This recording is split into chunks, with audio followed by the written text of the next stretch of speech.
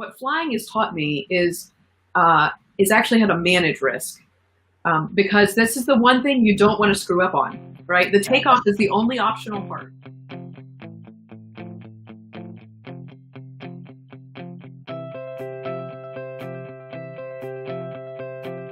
Welcome, everyone, to the Ravencast. The Ravencast is a product of the Raven Review, an online magazine where you can help us talk about violence and religion and conflict and paths to peace in the world. And today I am so excited because we have Cameron Trimble on the show today. Hi, Cameron. Hello. Great. I'm so glad that we finally got connected, and now we're going to take flight. That's because we almost crash landed. So we almost had a crash landing before we took flight. So, but we were determined because we wanted to take flight, and so that is what we're going to do. Cameron is the author of Piloting Church, helping your congregation take flight, and Cameron, you are the CEO and the executive director of the Center for Progressive Renewal. I am. Yeah, you knew that. I did. Most days I can remember that. I know, right? Most days. Before we get to your book, tell us about the Center for Progressive Renewal. You do a lot of coaching and consulting for clergy and for churches. What does that look like? What do you do at the Center for Progressive Renewal?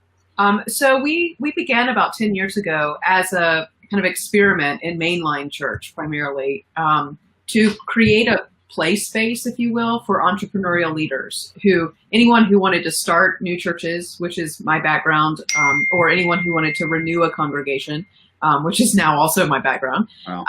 And we have this incredible team of coaches, consultants. We care very deeply about healthy local churches. We think that that's one of the best ways to make a more just and generous world, which is why we're really in this.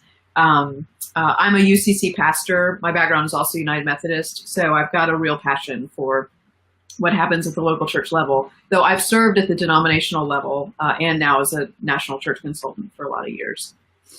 Nice. So if somebody were to want to consult with you or get coached by you, what would that look like? How would they do that? They just go to the website at progressiverenewal.org, and Greg Carlson on our team is the guy to talk to, and then we just figure out what's needed and if we can make a difference, and then we'll see where it goes from there. Awesome. Cool. You can do stuff online, obviously, like how we're doing. That's right. So geography is not an issue. So awesome. So go check that out. What is the website? It's progressiverenewal.org. Awesome. Great. Yeah. And now let's get to Piloting Church. Yeah. Fantastic book. I am the pastor of a UCC church, and I was reading it and I was like, man, I really this is about church leadership, but it's not just for pastors. It's like for councils and anybody who wants to. And I was also reading it and thinking, man, this would be really great, not just for churches, but for other 501c3s and even businesses if they are feeling grounded and want to take flight. That's right. Yeah. My real passion is leadership. And what I've discovered is that the most powerful organizations that we have, whether they're churches or NGOs or for-profit companies, and I've got background in all of them because I've owned and started companies, secular nonprofits, and then churches.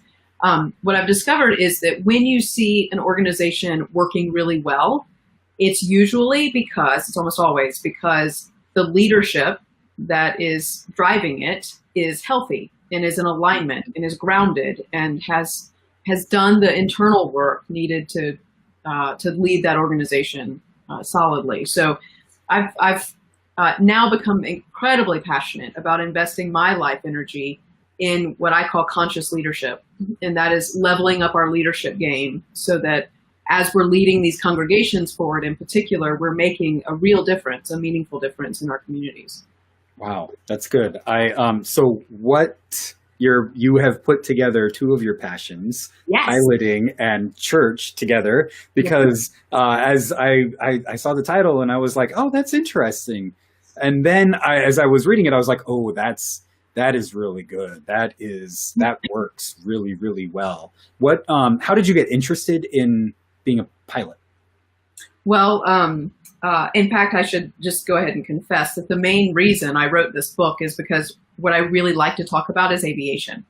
So it gives me an excuse to just break out in aviation metaphors constantly, Nice. all the time. So I have been flying since I was a little girl. My uncle owned a little Beechcraft Bonanza airplane, and he and I used to climb into that plane and go fly, sometimes to destinations and sometimes just go play in the skies. And I think that it gets in your blood. Yeah. And what I began to realize is, for me, I'm deeply passionate about church, but I am most alive when I'm in the air. In fact, when we get off of here, I'm going to go jump in my plane. So it is so much a part of who I am, and so much, I get so much joy in taking people up in planes and teaching them about aviation. And it's been such a good teacher for me as a human. So this book actually brings together those two great loves, as you pointed out. So it was so much fun to write. I have had people say, like, geez, she really likes to fly. Like, I might have talked about it a little too much. Like, you get a little ground school in this book too, but yeah, right. No, for me, it worked perfectly, and we're going to get into that.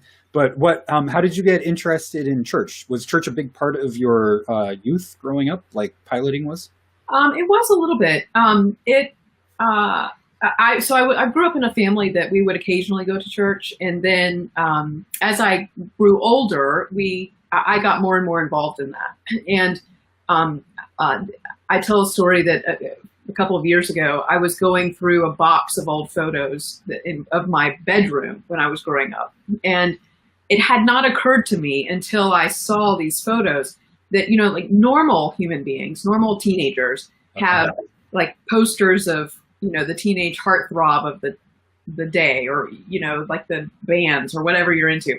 And I had pictures of like starving children and polluted rivers and, like all of the broken places in the world. So from a young age, apparently, I have been deeply sensitive to the ways that we can harm each other and our planet. And, when you're a young person and you're making decisions about how you want to invest your life and your career, and I happen to be at a point where going into ministry made the most sense at that point. And it served me well. I've had an extraordinary adventure serving in a lot of different denominational settings. So it's been a real privilege. Yes, I had Backstreet Boys on my wall. Did you? Yeah, no, I didn't. No. Yeah, it's like, well, we'll talk about that offline. Yes, we can do that offline. I had Michael Jordan up on my walls. Did you? So yeah, there you go. Yeah. What are a few? Let's just talk about a few of the lessons where your piloting experience can help us with church life. I think one of the early lessons, and this comes out in conversations, and it always surprises me, when I talk about flying, and I talk about, or inevitably after I'm done, like if I'm keynoting or speaking at an event, somebody will come up and say, it seems like you're really, like you like risk, like you're not afraid, right? And I say back to them, actually, it's the total opposite. What flying has taught me is actually how to manage risk. Because this is the one thing you don't want to screw up on, right? The takeoff is the only optional part, right? So I've learned every one of us feels fear, and the leadership challenge is to push through that and keep doing what you were made to do. Just keep putting your next foot forward, take your next best step, and trust your training. Because what you learn in flying is, and I talk about this in the book, you would think that you'd go through hours of ground school before they'd ever put you in a plane. But the truth is, the way you learn to fly is you just fly. Like the very first lesson that I ever took, official lesson, this poor man just put me in a cockpit and said, go, and then was relentless in training me on if this goes wrong, this is what you do. If this goes wrong, So, and if this goes right, this is what you do, right? So I learned to trust that. There was a second leadership lesson that has proven incredibly important to me, and that is at some point in any hobby like this or career like this, you have to make a decision at what level you're going to play the game, or at what level you're going to develop the art in yourself. And for me, I decided, mainly because I had really great people around me encourage me to keep upping my game, that I wanted to play at the professional level. Like, I don't want to be the amateur pilot who, flies and is just kind of lucky to land and bounces down the runway and, is sloppy in what she does. Any more than I want to be an amateur pastor or an amateur leader, right? So when a professional gets up to do what they do in the world, their first thought is about that thing, right? So if I'm a professional athlete, I'm thinking, what's my workout going to be? What's my nutrition? Who are my teammates? How can I support them? How can we up our game or our level of play together if we're in team sport, right? Everything I do is geared that direction. Now, if I'm an amateur, I'm just like, I might stretch a little before I walk out onto a field, right? Or I might, dust off my old aviation book and read about airspace before I go jump in my plane. I don't want to play at that level, and I don't really want to work with people who do. I want to work with the pros, and I think that's true for most of us. So there's a real difference I've learned between continuing to up your game and surround yourself with people who want to up their game too, so you all level up together. Or, I'm amateur at a lot of things, like amateur cook or chef, amateur crossfitter, amateur all kinds of things. But on my leadership, or in my leadership and in my vocation and in my flying, I don't want that. Yes, we've got some listeners and watchers. Karin Roche says, I'm listening. So hi, Karin. Thank you for listening. And if other people have comments or questions that you want to make, feel free to put those in the chat room and we will bring them in. One of the, you mentioned fear, and I have a great fear of heights. And whenever I fly somewhere, I always make sure to sit in the dreaded aisle section because I don't want to look out the window. And fear is one of the big things that keeps churches from taking flight, I would imagine. That's right. It is, and it's a curious thing because I actually think that's a fairly modern development. And I think what happened is that we got this, we tell ourselves the story of decline in irrelevance. And there's data to back it up. It's not like we've totally made this up, but we've used that to justify complacency in some settings.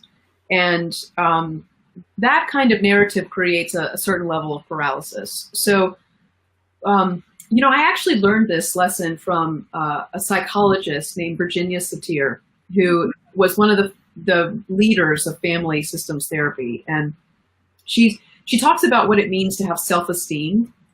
And it's not like you feel good about yourself.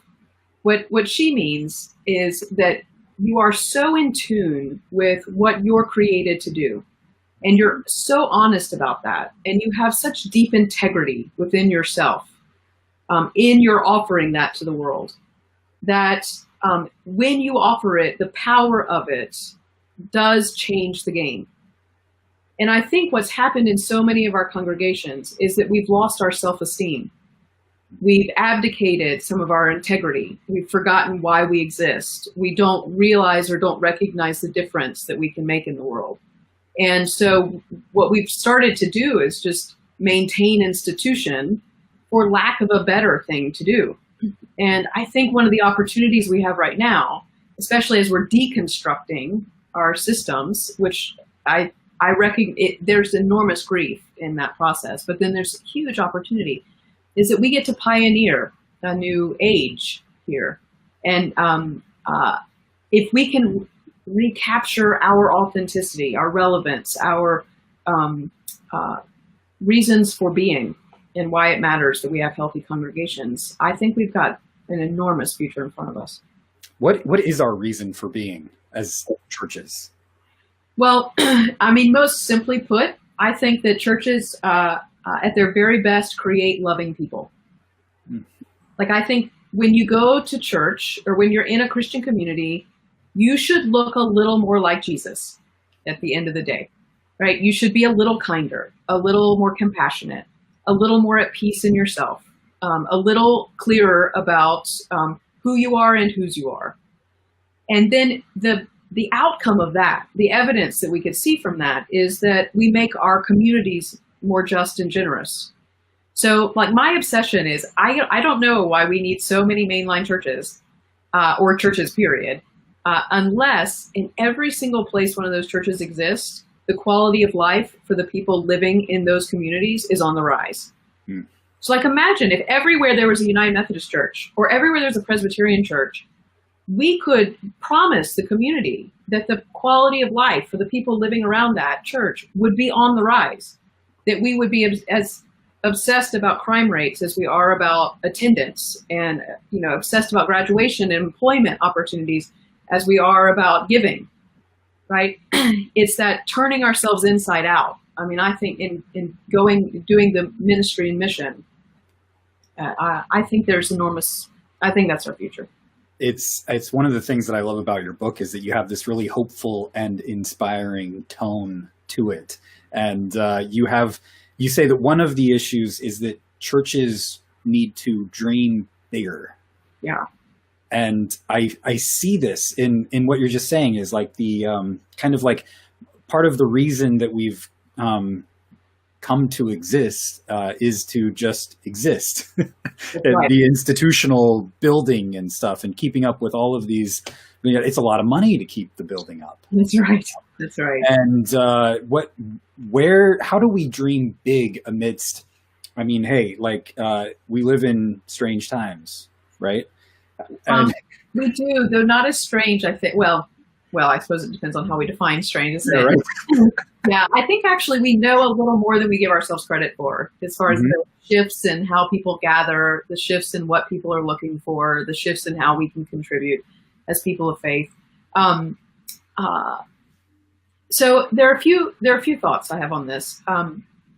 One of the crises I think we've got in the religious sector, in particular, is we're becoming a closed system, in that we're not engaging other industries in any strategic way to learn from them.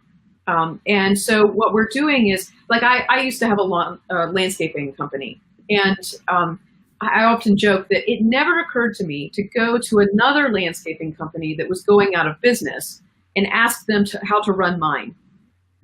Right. But when I go to these denominational meetings, or when I, work with some of these congregations, what I'm realizing is that that's actually what we're doing. We're just trading the wisdom we're gaining from our own sector in our own little bubble.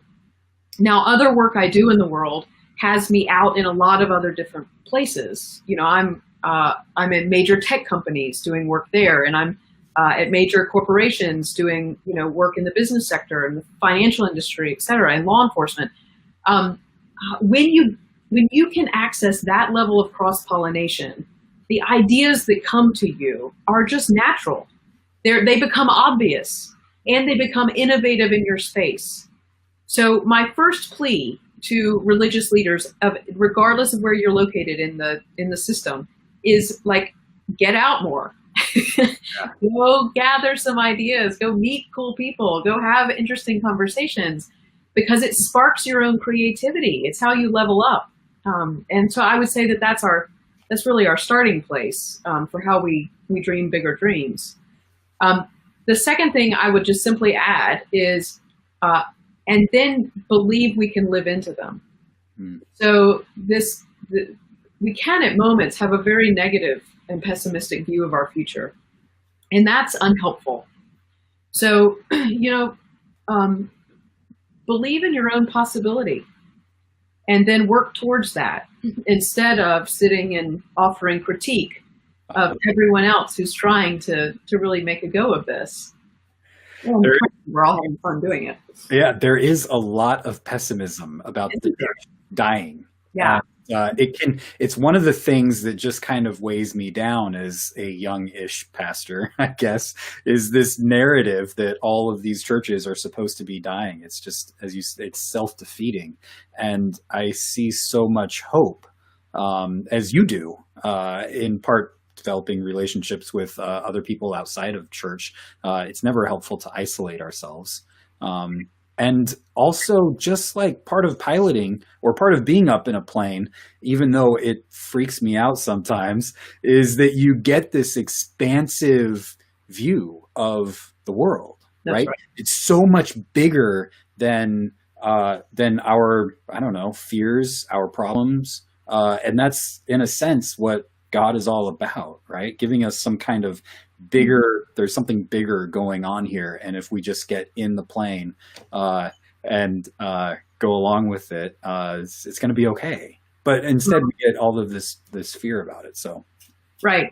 And I mean, I can go on for hours about different altitudes and what you see at different altitudes. Yeah. That matters. And here's what really does matter about it.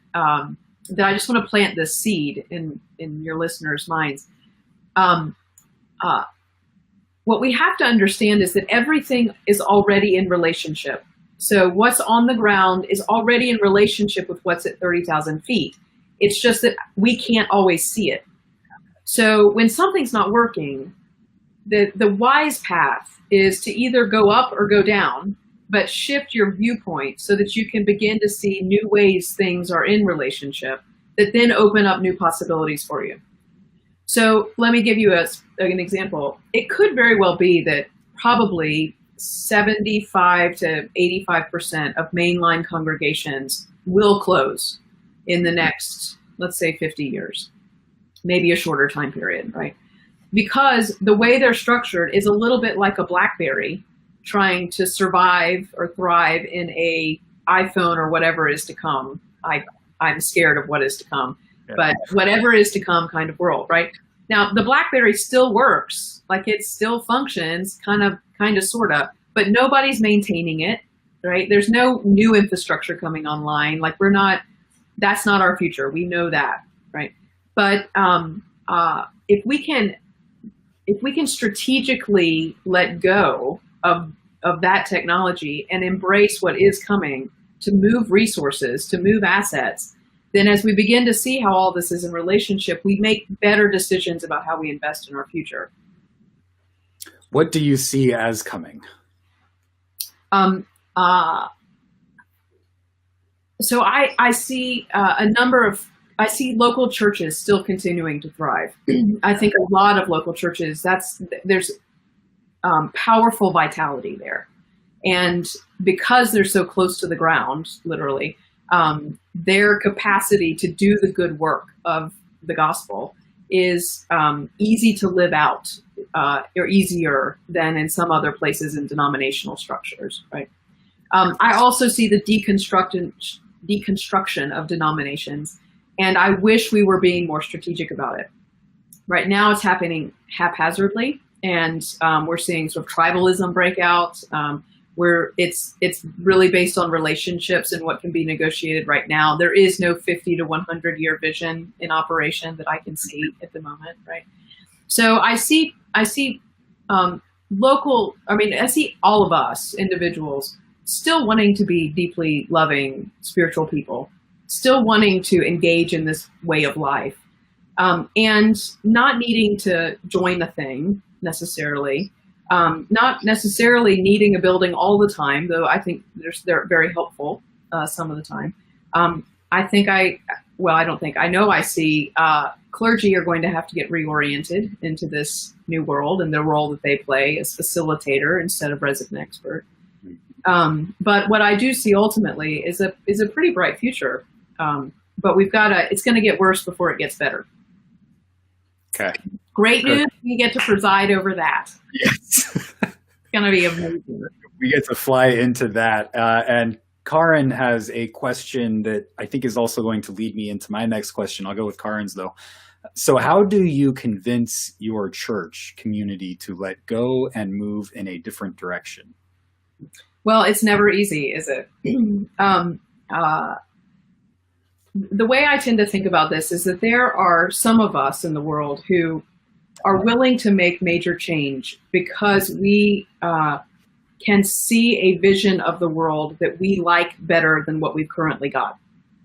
So there's a part of or percentage of our population that is that needs a vision that's exciting, that's compelling, and that's worthy of giving their life energy to. There's another part of our population, I fear it's a larger part, that is more fear-based. And what they will be motivated by is an unpreferred future. So here's how I might say it. If we don't do something to change the way that we're operating as a local church, then in 2 years from now, we will burn through all of our endowments. We won't have any support for our young people. We won't have any relevance in the community. And we're going to be talking about selling this building and closing down. But imagine if we work together right now, and if we could build partnerships that drew in new energy to our system, and we could find new foundations and funding partners who would align with our vision, and if we could make a meaningful difference in the quality of life for people in our community, imagine what would be possible for us moving forward. So it's those two stories that have to be told together that I think can open up some of these systems. And it's just being wise about how you talk about it. And if only talking about it was the solution. So I've just given you a very simple example to a complicated challenge. But well, I love your example because it, as you say, you're not just like providing criticism. And I mean, you have a very realistic view of where the church is at the moment, which was helpful for me to open my eyes and to see clearly where we're at and how we can lead or pilot this thing into a better direction. Yeah. And that's key. One of the things that you say, this goes along with Karin's question, is that there is a myth out there that churches that are free of conflict are healthy churches. Right. Yeah. And I'm sure that there are times where there's conflict in the plane amongst the pilot and the co-pilot and what do you do and stuff. So what do we do with conflict? You say that actually thriving churches have conflict in them. So what do we do with that? Well, it's I personally see low levels of conflict, not outright, let's destroy each other levels of conflict. But low levels of conflict is a healthy sign that people care enough to invest energy in the conversation, in the community, in this body that you form together. So we should normalize that conflict is part of what it means to be church. Like, church is messy. We're all messy humans, and then we get together as a group and we just get messy all over each other, and that just is, right? So for us to have created a mythology that conflict is bad or that conflict has to be terribly destructive, I think is that just that, it's a mythology. So let's normalize some of it. And there's certain leadership capacities that are helpful if you develop in negotiating and flying your way through that, right? Most conflict I have found comes from unarticulated anxiety that comes out in competing commitments, beliefs, and values. So if you can surface those, then and people can overhear it, then what you then try to do is continue to surface them such that you can achieve alignment between the various parties so that they can become more aligned in their commitments, values, and beliefs as you're working together, right? So that's the art of leadership. When you're not fighting, it means either you're in denial, you're being too polite, you're suppressing real issues that will be below the surface and will explode at some point, or you just don't care. And neither of those options are good. So I don't want people to think, Cameron's all about fighting. That's all constantly. But I've learned to see that it's actually a healthy thing in most situations, not always. Well, yeah, I mean, Jesus, he says, before you go and make your sacrifice at the temple, if you have something against your brother or sister, go get that figured out. Yeah. Yeah. Right? And that goes back to the integrity thing and about self-esteem. It's where things get wonky for everyone and where it's a no-win for anyone is when someone or someones have compromised their integrity in community. Because at that point, you can't, until that's fixed, you can't move forward in healthy ways. And by integrity, I just mean the alignment of who you are and who you are presenting yourself to be. So it's not just I did something bad. It's actually, I am misaligned with who I'm committed to be as a person. That's and good. That creates a mess. Yeah. Yeah. One of the challenges that we have that you mentioned in the book is simply getting our message out there. Yes.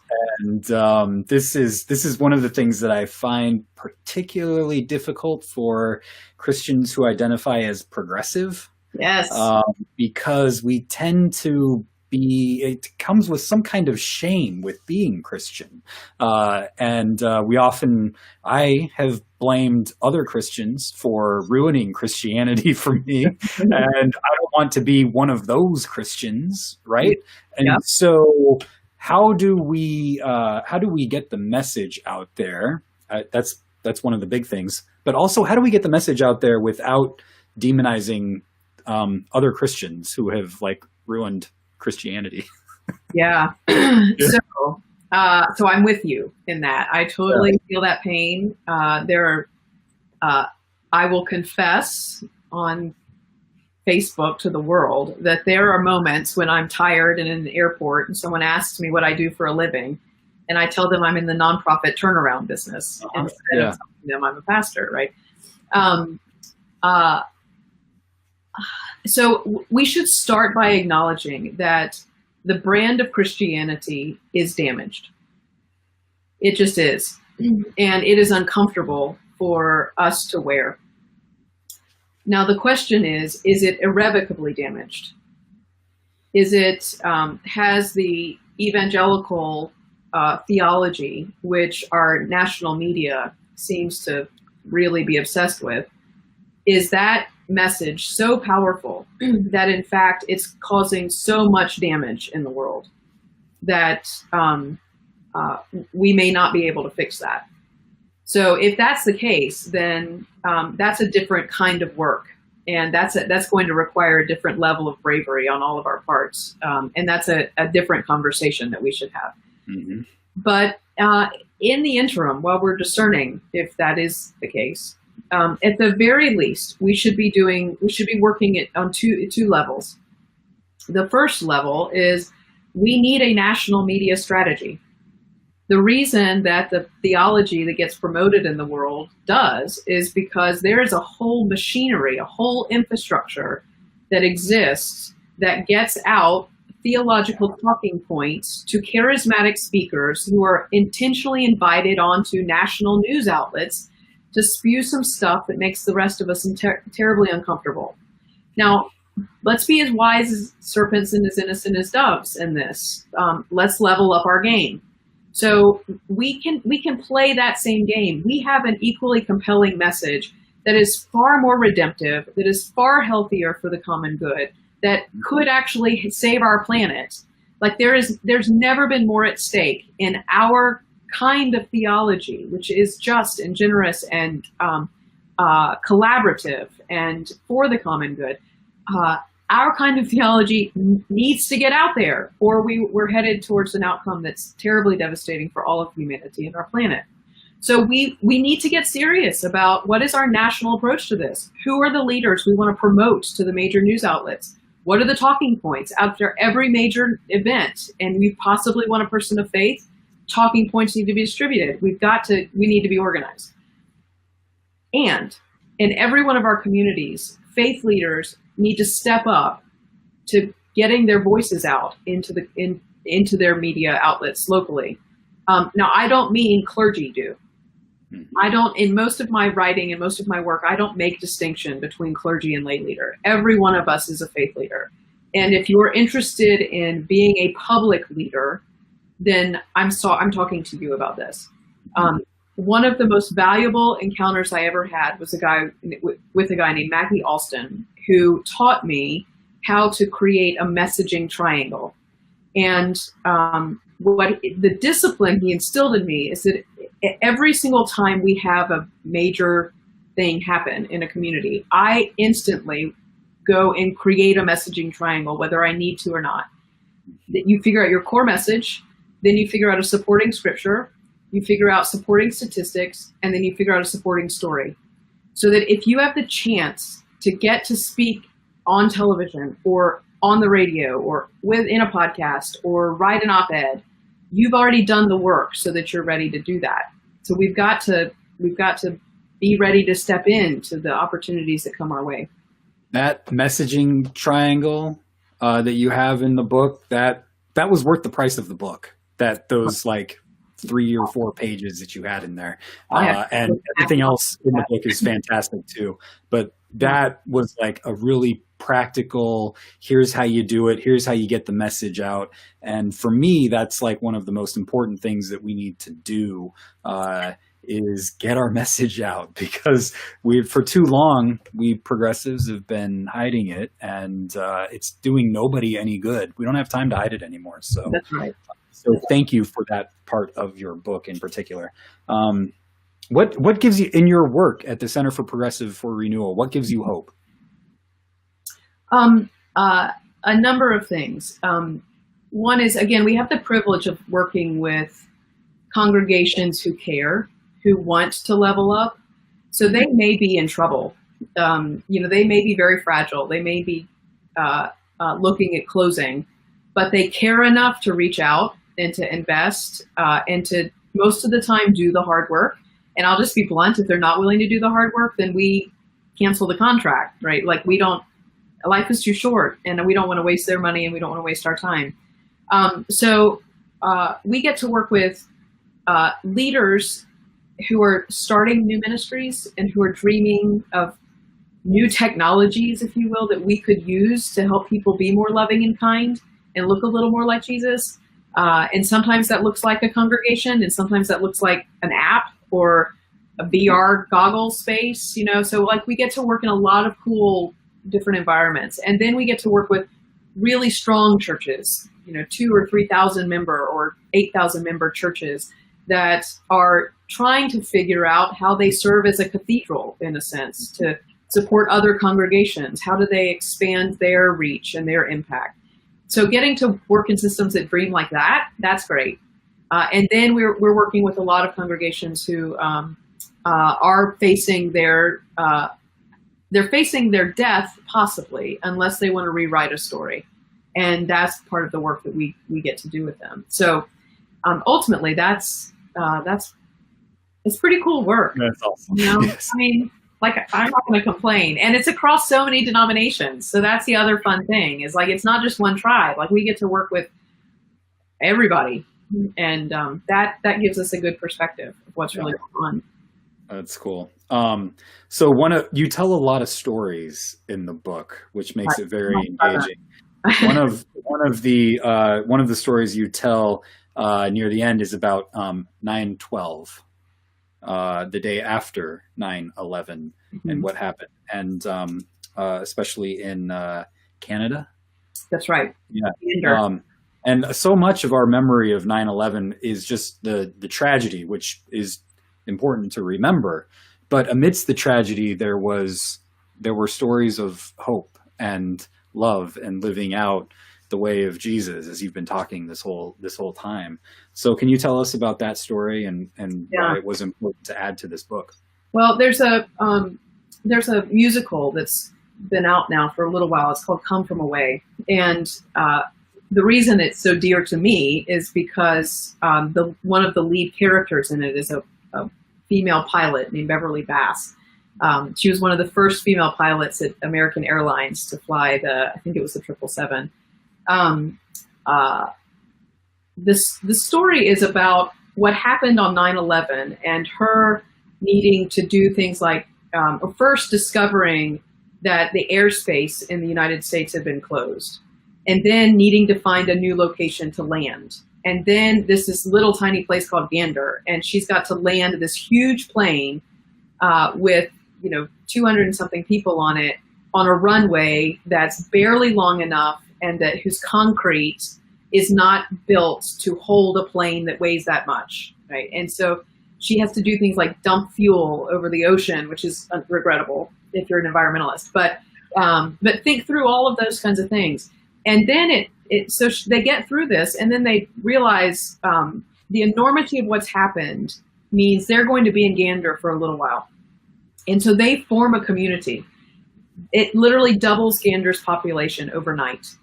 And the town people embraced the plain people, is what they named them. And they formed a community whose bonds exist to this day. And for me, that became a story of enormous hope for the future of church, and enormous hope for the future of humanity, frankly. That we are going through unprecedented change, and we are witnessing the deconstruction of systems that many people have given their lives to. So the pain of that cannot be understated.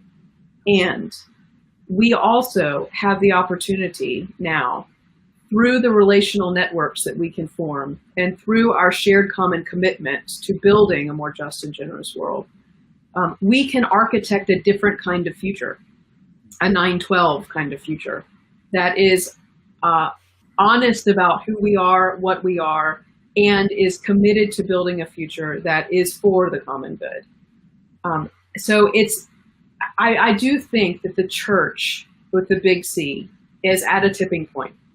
So we will either find our way again and build a relevant, powerful future for local congregations and people of faith to continue to live out this way of life, or we will die of irrelevancy, and we should.